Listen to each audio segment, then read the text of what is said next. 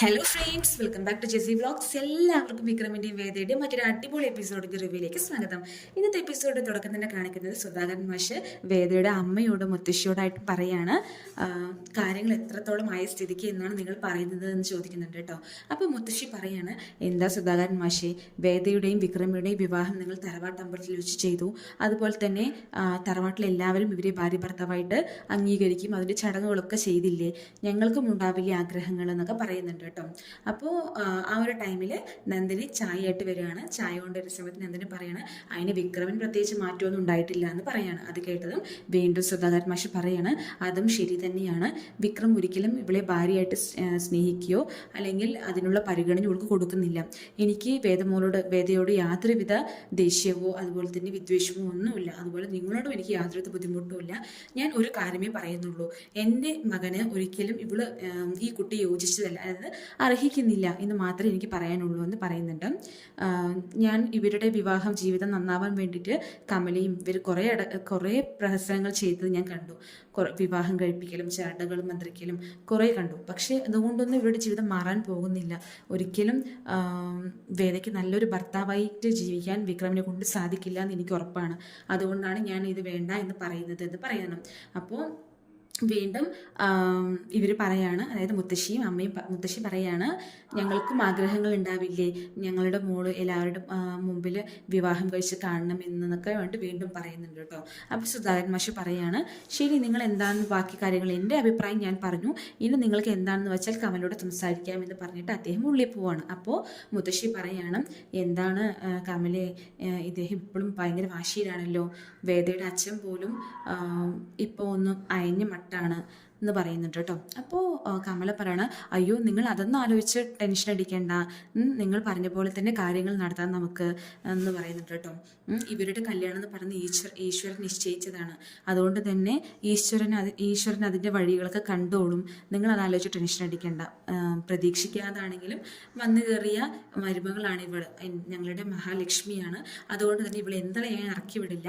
ഇവളുടെ വിവാഹം എല്ലാവരുടെ മുമ്പിൽ വെച്ച് നടത്താനും അതുപോലെ തന്നെ നല്ലൊരു വീട്ടിലേക്കാണ് ഇവളെ കെട്ടിച്ച് വിട്ടിരിക്കുന്നതെന്ന് നിങ്ങൾക്ക് പുറത്ത് പറയാനും പറ്റുമെന്ന് കമല പറയാണ്. ഇതെൻ്റെ വാക്കാണെന്നും പറയുന്നുണ്ട് കേട്ടോ.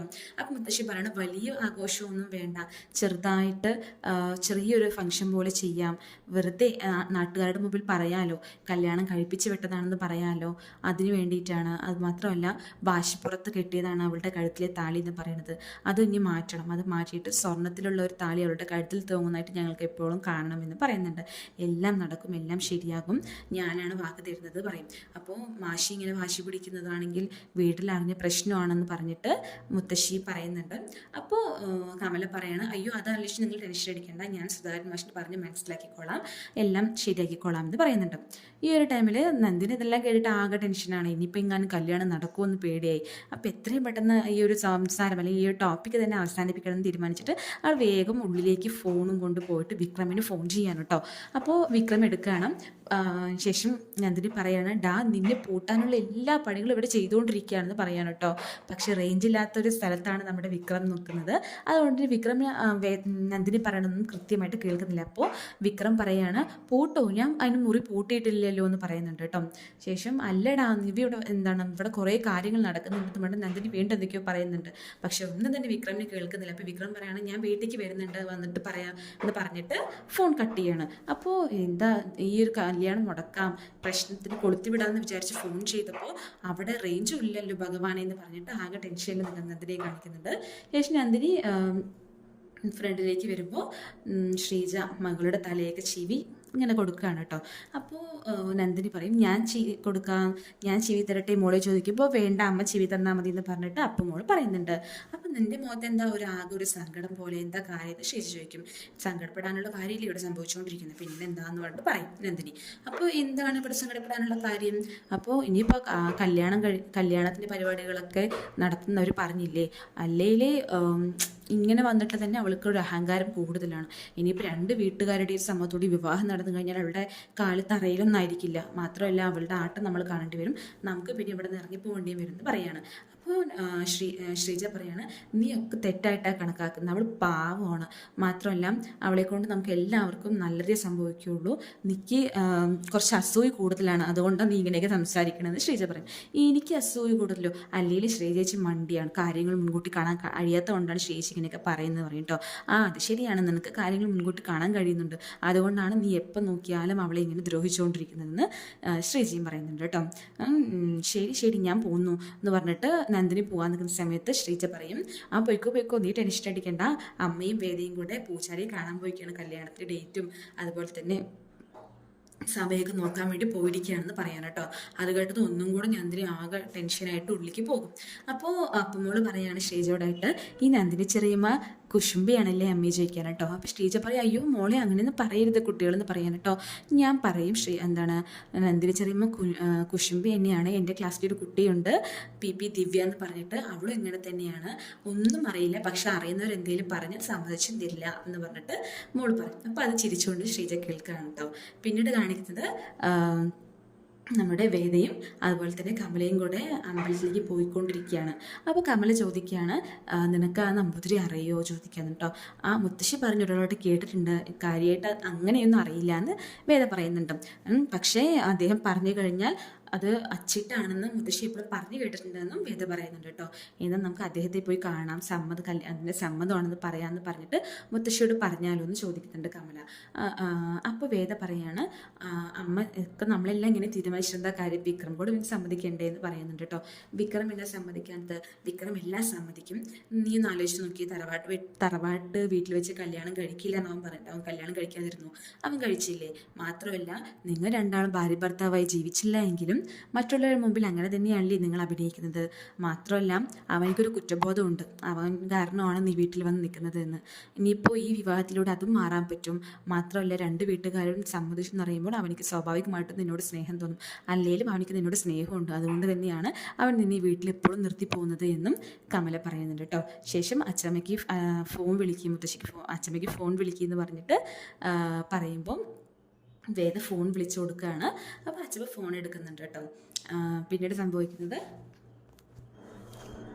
അച്ചമ്മയോടായിട്ട് കമല പറയാണ്, ഞങ്ങൾ നമ്പൂതിരിയെ കണ്ടിട്ടുണ്ടായിരുന്നു, നമ്പൂതിരി കല്യാണത്തിന് സമ്മതവും പറഞ്ഞിട്ടുണ്ട്, മാത്രമല്ല കർക്കിടകത്തിൽ തന്നെ വിവാഹം പെട്ടെന്ന് നടത്തണമെന്നും അദ്ദേഹം പറയണ്ടായിരുന്നു എന്ന് പറഞ്ഞു. അത് കേട്ടിട്ട് വളരെയധികം സന്തോഷിക്കുകയാണ് അച്ചമ്മയും വേദയുടെ അമ്മയും കേട്ടോ. ശേഷം അച്ചമ്മയോടായിട്ട് കമല പറയണം, നമുക്ക് പിന്നെ വലിയ ഫംഗ്ഷനൊന്നും അല്ലല്ലോ, രണ്ട് കുടുംബക്കാർ മാത്രമുള്ള ചെറിയൊരു ഫംഗ്ഷനായിട്ടല്ലേ ചെയ്യുന്നത്, അതുകൊണ്ട് എത്രയും പെട്ടെന്ന് ചെയ്യാലേ എന്നോട് വീണ്ടും ചോദിക്കുകയാണ്. അപ്പം അച്ഛൻ പറയണം, അത് മതി, ഇത്രയും സാഹചര്യങ്ങൾക്കിടയിൽ ചെറിയൊരു പരിപാടി നമുക്ക് എല്ലാവർക്കും കാണാൻ വേണ്ടി, നമ്മുടെ കണ്ണിൻ്റെ കുളിർമ നൽകാൻ വേണ്ടിയിട്ട് നമ്മുടെ മുമ്പിൽ രണ്ട് കുടുംബത്തിൻ്റെ മുമ്പിലും അവൾ താലി കെട്ടുന്നു, അത്രയേ ഉള്ളൂ, അത് ചെറിയൊരു ഫംഗ്ഷൻ തന്നെ ചെയ്താൽ മതി എന്നൊക്കെ പറഞ്ഞിട്ട് അച്ഛനും പറയണം കേട്ടോ. ശേഷം ഫോൺ വെച്ച ശേഷം വേദ പറയണം, എൻ്റെ അമ്മ എല്ലാ കാര്യങ്ങളും പെട്ടെന്ന് നടക്കുന്ന പോലെ തോന്നുന്നില്ലേ എന്ന് പറയുന്നുണ്ട്. അപ്പോൾ കമല പറയണം, അതേ മോളെ, എല്ലാം നീ വന്നു കയറി ഐശ്വര്യമാണെന്ന് പറയണം കേട്ടോ. അപ്പോൾ കമല ശേഷം അവരൊരു ഓട്ടോ എടുത്തിട്ട് വീട്ടിലേക്ക് പോവുകയാണ്. അപ്പോൾ ആ ഓട്ടോ ഡ്രൈവർ കവലിലെത്തിയപ്പോൾ, ഒരു ടൗണിലെത്തിയപ്പോൾ അവിടെ നിർത്തിയിട്ട് ഒരു 5 സെക്കൻഡ് ഇപ്പോൾ വരാമെന്ന് പറഞ്ഞിട്ട് ഇറങ്ങി പോകുന്നുണ്ട് കേട്ടോ. ആ ടൈമിൽ വേദ ഒരു കാഴ്ച കാണുകയാണ്, മറ്റൊന്നുമല്ല വിശ്വം മുന്നത്തെ എപ്പിസോഡിൽ പറഞ്ഞിട്ടുണ്ടായിരുന്നല്ലോ, സൈക്കിൾ വാങ്ങിച്ചിട്ട് അച്ഛൻ്റെ സൈക്കിൾ എടുത്തിട്ട് എവിടേക്ക് പോകണമെന്നും, വേറെ എവിടേക്കുമല്ല, ടൗണിൽ ബസ് സ്റ്റാൻഡിൽ നിന്നിട്ട് ലോട്ടറി കച്ചവടം ചെയ്യുകയാണ് വിശ്വം. അപ്പോൾ ആ ഒരു കാഴ്ച വേദ കാണുകയാണ്. ശേഷം അവൾ വേഗം അമ്മയ്ക്ക് അത് കാണിച്ചു കൊടുക്കണം. കമലയെ വിളിച്ചിട്ട് അമ്മയെ നോക്കുക വിശ്വേട്ടൻ എന്ന് പറഞ്ഞിട്ട് കാണിച്ചു കൊടുക്കുന്നുണ്ട്. അപ്പോൾ അമ്മ വിശ്വത്തിന് വിളിക്കാൻ നോക്കും. അപ്പോൾ വേദ പറയും, വേണ്ട, വിളിക്കേണ്ട, അമ്മയും സ്വന്തമായിട്ട് തീരുമാനിച്ചിട്ട് ചെയ്യുന്ന ജോലിയാണ്, നമ്മളെ കണ്ടു കഴിഞ്ഞാൽ ചിലപ്പോൾ മടിയായാലും അവർ ചിലപ്പോൾ അപ്പ് വന്നതുകൊണ്ട് മനസ്സിലിങ്ങനെ ചിന്ത തോന്നിയതായിരിക്കാം, ഏതായാലും നന്നായിരിക്കട്ടെ, നമ്മളിനി വിളിക്കാൻ പോയിട്ട് ആൾക്ക് എന്തെങ്കിലും ബുദ്ധിമുട്ട് തോന്നിയാലും വേണ്ട അമ്മയെ വിളിക്കേണ്ട എന്ന് പറയും. അങ്ങനെ കമലയ്ക്കും വളരെയധികം സന്തോഷമാവും, കാരണം കല്ലമോഹൻ എന്തെങ്കിലും ജോലി ചെയ്യുന്നുണ്ടല്ലോ എന്നൊരു ആശ്വാസം. ശേഷം ഒരു വീട്ടിലെത്തണം. വീട്ടിലെത്തിയ ശേഷം വേദയും ശ്രീജയും അപ്പുമോളും കൂടെ ഒളിഞ്ഞ് കളിക്കുകയാണ് കേട്ടോ. അപ്പോൾ വളരെ ഹാപ്പി ആയിട്ട് കളിച്ചുകൊണ്ടിരിക്കുകയാണ്. ആ ഒരു ടൈമിൽ വിശ്വം കയറി വരുന്നുണ്ട് സൈക്കിളിലും. വിശ്വം അവർ കളിക്കുന്നത് ഇങ്ങനെ നോക്കി കണ്ടുകൊണ്ടിരിക്കുകയാണ് കേട്ടോ. പിന്നെ കളി കഴിഞ്ഞ ശേഷം അപ്പുമോൾ അച്ഛനെ കണ്ടതും ഓടി വരികയാണ് അച്ഛാന്ന് പറഞ്ഞിട്ട്, അച്ഛനും വരുന്നു എൻ്റെ കൂടെ കളിക്കാനൊക്കെ ചോദിക്കുന്നുണ്ട്. അപ്പോൾ ഇല്ല മോളെ, അച്ഛനൊന്ന് കുളിക്കണം എന്ന് പറയണം. ശേഷം ഒരു വലിയൊരു കവറിൻ്റെ പൊതിയെടുത്തിട്ട് മോളുടെ കയ്യിൽ കൊടുക്കണം. ഇതിൽ മോൾക്ക് ഇഷ്ടമുള്ളതെല്ലാം ഉണ്ട്, മോള് എടുത്തോ എന്ന് പറഞ്ഞിട്ട് മോളിലേക്ക് കൊടുക്കുന്നുണ്ട്. ഇപ്പോൾ എന്താ വെച്ചാൽ ഇതിലെന്ന് ചോദിക്കുന്നുണ്ട്. ബിസ്ക്കറ്റ് ആണോ ചോക്ലേറ്റ് ആണോ ചോദിക്കുമ്പോൾ ഇതിലെല്ലാം ഉണ്ട്. ചോക്ലേറ്റ്, കേക്ക്, ബിസ്ക്കറ്റ്, അങ്ങനെ നിനക്ക് വേണ്ടതൊക്കെ അതിലുണ്ട്. നീ വേണ്ടോളം കഴിച്ചോ, ഉള്ളിൽ കൊണ്ടുപോയി വയ്ക്കും മോളെ കൊണ്ട് ആ മോളിലേക്ക് കൊടുക്കണം കേട്ടോ. ശേഷം മോള് അതും കൊണ്ട് ഉള്ളിലേക്ക് പോവുകയാണ്. അപ്പോൾ ശ്രീജ വിശ്വത്തിനെ കളിയാക്കുകയാണ് കേട്ടോ. എന്താണ്, സൈക്കിളും കൊണ്ട് പോയപ്പോൾ തന്നെ ഞാൻ വിചാരിച്ചു ആരോടെങ്കിലും കടം വാങ്ങിക്കാൻ പോവുകയാണെന്ന്. കടം വാങ്ങിച്ചതാണോ എന്നൊക്കെ ചോദിച്ചിട്ട് വീണ്ടും ശ്രീജ ചോദിക്കുന്നുണ്ട്. അപ്പോൾ ആ ഒരു ടൈമിൽ വേദ പറയാണ്, എന്തിനാ ചേച്ചി അങ്ങനെ വിചാരിക്കുന്നത്, ഇത് ചിലപ്പോൾ വിശ്വട്ടൻ ജോലി ചെയ്തുണ്ടാക്കിയ കാശായിരിക്കും എന്ന് പറയുന്നത് കേട്ടോ. അപ്പോൾ അങ്ങനെ പറഞ്ഞു കൊടുക്കുക വേദയെന്ന് പറഞ്ഞിട്ട് അകത്തേക്ക് ഇറങ്ങിപ്പോവാണ് കേട്ടോ. അപ്പോൾ ശ്രീജയ്ക്ക് ഒന്നും മനസ്സിലാത്ത പോലെ ശ്രീജ വേദ നോക്കിയിട്ട് എന്തേ വേദ നീ പറയുന്നതെന്ന് വെച്ച് വീണ്ടും ചോദിക്കുന്നുണ്ട്. അപ്പോൾ വേദ പറയാണ്, ആ ശ്രീ ചേച്ചി ഞങ്ങൾ ടൗണിൽ വരുന്ന സമയത്ത് വിശ്വട്ടൻ ഇങ്ങനെ ലോട്ടറി കച്ചവടം ചെയ്യുന്നതായിട്ട് കണ്ടിട്ടുണ്ടായിരുന്നു പറയണം. ഏതായാലും അങ്ങനെ ഒരു ബുദ്ധി അദ്ദേഹത്തിന് തോന്നിയില്ലോ എന്ന് വേദ പറയുന്നത്. അത് കേട്ട് വളരെയധികം സന്തോഷിക്കുന്ന ശ്രീജയെ കാണിക്കുന്നുണ്ട് കേട്ടോ. പിന്നീട് കാണിക്കുന്നത് റൂമിൽ നന്ദിനി ദേഷ്യം വന്നിട്ട് വിനായകനോട് സംസാരിക്കാൻ വരികയാണ്. നിങ്ങൾ ഇവിടെ ഇരുന്ന് മറ്റു കാര്യങ്ങളൊക്കെ ചിന്തിച്ചിട്ട് പറഞ്ഞുകൊണ്ടിരുന്നു, പുറത്ത് എന്തൊക്കെയാണ് നടക്കുന്ന അറിയുമെന്ന് പറഞ്ഞിട്ട് വിനായകൻ്റെ അടുത്ത് വീട്ടിൽ നടന്ന കാര്യങ്ങളൊക്കെ പറയുകയാണ്. അപ്പോൾ വിനായകൻ ഇനി എന്തിൻ്റെ കല്യാണം, അവരുടെ കല്യാണം കഴിഞ്ഞതല്ലേ എന്നൊക്കെ പറഞ്ഞിട്ട് വീണ്ടും പറയുന്നുണ്ട്. അത് ഞങ്ങൾക്ക് എങ്ങനെ അറിയാനും, അമ്മ പുറത്തു പോയി നമ്പൂതിരെ കണ്ട് സമയമൊക്കെ കുറിച്ച് വന്നിട്ടുണ്ട്, നിങ്ങൾ വന്ന് ചോദിക്കുക, ഇനി കല്യാണത്തിൻ്റെ ചിലവുകളൊക്കെ എന്ത് ചെയ്യും ഭഗവാനെ ഒന്നും അറിയില്ല, നിങ്ങൾ വന്ന് ചോദിക്കുന്നുണ്ടോ എന്ന് പറഞ്ഞിട്ട് വിനായകനെ പിടിച്ച് വലിച്ചിട്ട് കിച്ചണിലേക്ക് കൊണ്ടുവരുന്നുണ്ട്. അതേ സമയത്ത് കിച്ചണിൽ അപ്പമോള് കൊണ്ടുവന്ന് കവറ് പൊട്ടിച്ചിട്ട് എന്തൊക്കെയുണ്ടെന്നൊക്കെ നോക്കിക്കൊണ്ടിരിക്കുകയാണ്. അപ്പോൾ ശ്രീജ ഇത് വിശ്വട്ടമായിട്ട് വന്ന എന്തിനി എന്നാ പറഞ്ഞിട്ട് ചോക്ലേറ്റ് കൊടുക്കുന്ന സമയത്ത് എനിക്കൊന്നും വേണ്ടാന്ന് പറയുന്നുണ്ട് കേട്ടോ.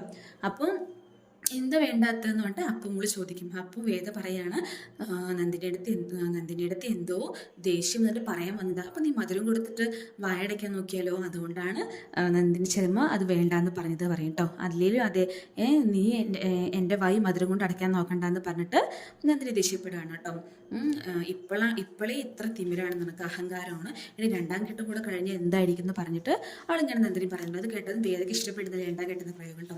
അത് കേട്ടതും കമലയ്ക്ക് ദേഷ്യം കൊണ്ട് കമല അടുക്കളയിൽ നിന്ന് വരികയാണ് കേട്ടോ. എന്നിട്ട് പറയണം, നീ എന്താ പറയുന്നത്, രണ്ടാം ഘട്ടം എന്ത് വാക്കാണ് നീ പ്രയോഗിക്കുന്നത്, വിക്രം അതിന് മരിച്ചിട്ടില്ല എന്നൊക്കെ പറയുന്നുണ്ട് കേട്ടോ. അപ്പം നന്ദിനി, അയ്യോ ഞാൻ അത്യുദ്ദേശിച്ച് പറഞ്ഞതല്ലേ അമ്മയും, ആദ്യം ഒരു കല്യാണം കഴിഞ്ഞതല്ലേ വിക്രമായിട്ട്, പിന്നെയും വീണ്ടും കല്യാണം കഴിക്കുന്ന സംസാരത്തിൽ ഞാൻ രണ്ടാം ഘട്ടം പ്രയോഗം ഉപയോഗിച്ചത്, അല്ലാതെ വേറൊന്നും ഞാൻ മനസ്സിൽ കരുതിയിട്ടില്ല അമ്മയെന്ന് പറയുന്നുണ്ട് കേട്ടോ. അപ്പോൾ വിനായകനും അതിന് സപ്പോർട്ട് ചെയ്യണം. ആ അമ്മ അവൾ അതുദ്ദേശിച്ചാൽ പറഞ്ഞത്, അല്ലാതെ വേറെ ഒന്നും അല്ലാതെ പറയണം. ഇപ്പം എന്താ നിന്റെ പ്രശ്നം, ഇപ്പോൾ വേറെ കല്യാണം കഴിക്കുന്നതാണോ നിന്റെ പ്രശ്നം, എല്ലാവരുടെ സമ്മതത്തോടെ കല്യാണം കഴിക്കുന്നതാണോ നിനക്ക് പ്രശ്നം ചോദിക്കാൻ കേട്ടോ. അതൊന്നുമല്ല ഞങ്ങളുടെ പ്രശ്നം, ഇവൾക്കിപ്പം എല്ലാവർക്കും ഉള്ള പോലെ ആഗ്രഹം അവൾക്കും ഉണ്ടാവുമല്ലോ എല്ലാവരുടെ മുമ്പിൽ കല്യാണം കഴിക്കണം എന്നൊക്കെ. പക്ഷെ ഞാൻ ചോദിക്കുന്ന, അമ്മ ഏകപക്ഷീയമായി തീരുമാനം എടുത്തോ എന്നാണ് പറയും. അപ്പോൾ ഏകപക്ഷീയമായിട്ട് തീരുമാനം എടുത്തിട്ടില്ല, മാഷിനെ കൊണ്ട് ഞാൻ സമ്മതിപ്പിച്ചോളാം എന്ന് പറയണം. അത് വേണമെങ്കിൽ സമ്മതിപ്പിച്ചോളും, പക്ഷെ വിക്രം എന്ത് കാട്ടും, വിക്രമിനെ എന്ത് പറഞ്ഞ് സമ്മതിപ്പിക്കുന്ന നന്ദിനി ചോദിക്കുന്നുണ്ട്. ആ ഒരു ടൈമിൽ വിക്രം വീട്ടിനകത്തേക്ക് കയറി വരുന്നതായിട്ടും കാണിക്കുന്നുണ്ട്. അങ്ങനെയാണ് എപ്പിസോഡ് അവസാനിക്കുന്നത്. താങ്ക്